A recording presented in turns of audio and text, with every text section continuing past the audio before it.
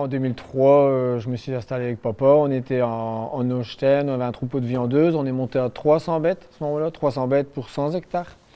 En 2016, au moment où on avait beaucoup de bêtes, mais que ça n'allait pas au niveau production laitière, on a fait un virage 180 degrés. On est reparti sur du pâturage et rediminué le cheptel.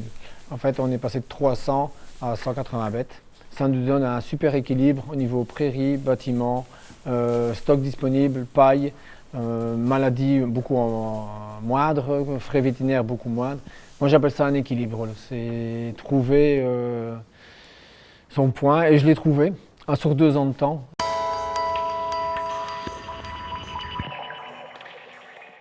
Le robot, ça a été un peu la charnière.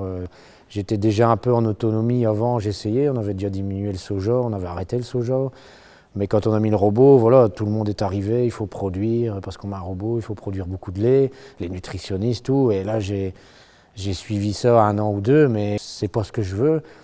J'avais fini mes crédits de reprise, donc on s'est dit, on va expérimenter. Et c'est le déclic, c'était en 2020. On avait déjà bien mâché le travail un peu avant quand même, mais peut-être pas encore assez. On est carrément passé, voilà, j'ai dit en 2020, on passe en bio. On a augmenté le pâturage x2. Avec le robot, ça n'a pas été simple parce que les firmes sont pas très, à ce temps-là, n'étaient pas très au courant comment ça fonctionne. Donc on a dû chercher un peu partout sur Internet pour trouver le mode de pâturage avec le robot, ce qui marche super bien.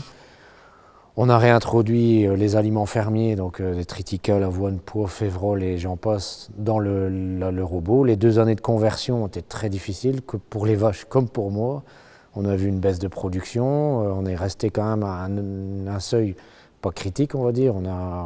Et d'année en année, après, on a commencé à trouver le rythme, moi et les vaches, les bons aliments, les bonnes formules, parce qu'on est lié, on n'est plus lié à une firme qui vient nous aider. Donc, on est un peu livré à nous-mêmes et choisir qu'est-ce qu'on met comme aliment. J'ai mis ça à foire. Enfin, il ne fallait pas non plus que les vaches tombent en rade, quoi, parce que derrière, il faut le lait pour payer, pour tout payer la ferme. Donc, petit à petit, c'est venu comme ça. Et après, j'ai trouvé que ça s'améliorait de mieux en mieux. On rectifiait par-ci, par-là. Et je me sentais mieux depuis 2020. Je me sens mieux dans mon métier qu'avant, quoi. Et un élément aussi qui est très vite valorisé, c'est juste à côté des bâtiments, mettre de la prairie et pas forcément des champs de culture.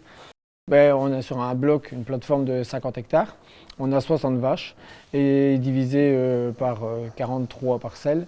On a des parcelles de 60 arts, voire 6 hectares.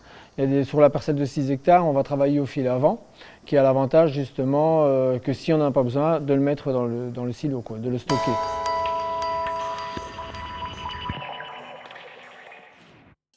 Ça, le pâturage, le robot, le séchage et tout ça ensemble, ça, ouais, c'est pas courant. Donc là, on a un peu ramé. Donc une traite robotisée où les vaches viennent et elles sont alimentées dans le robot, où ils n'ont plus d'aliments secs dans le foin. Donc je pense le gars qui gère la race Montbéliard a réussi à me trouver 3 contacts. Des gens qui ne sont pas en comté, mais qui sont en foin et qui avaient un robot.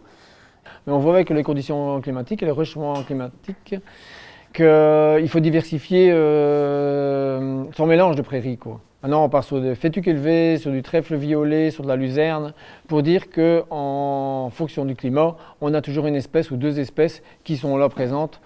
Après, on est bien aussi aidé des outils à la décision, quoi. Faut pas penser qu'il y a de la technologie et il y a aussi, quoi. On mesure l'herbe chaque semaine, on classifie toutes les prairies du plus petit au plus grand pour savoir où mettre les vaches, quoi. On cultive l'herbe, nous, entre guillemets, de ce côté-là.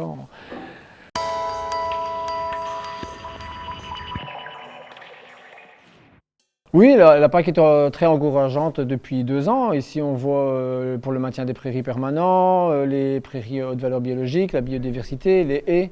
Il y a tout un panel autour de la prairie. En fait, il ne faut pas imaginer que la prairie, c'est simplement un hectare d'herbe laissé à l'abandon comme ça, tiré en plan. Il y a moyen de la suivre comme une culture de betterave, comme une culture de pommes de terre, et en retirer une meilleure rentabilité, quoi.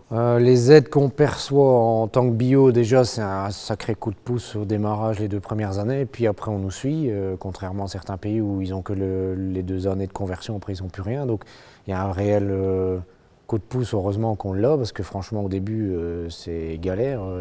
Financièrement, c'est vrai que les 2 années de conversion, ça a été plus compliqué, parce qu'il faut stocker toute sa production. Aide qu'on perçoit, notamment le séchoir, ben, je pense que si j'avais pas eu les aides des aides à l'investissement que l'Europe donne, je ne sais pas si je l'aurais fait. Et chapeau à eux, heureusement qu'ils nous donnent ça, pour justement faire un autre modèle agricole et être plus résilient, quoi. Ça, c'est à ça que ça sert. Après, on a plein d'aides aussi, mesures agro-environnementales, qui peuvent être en bio comme en conventionnel, peu importe. Je vois maintenant, quand je vois les aides que j'ai, il y a plus de la moitié, c'est des aides mesures environnementales plus que le bio.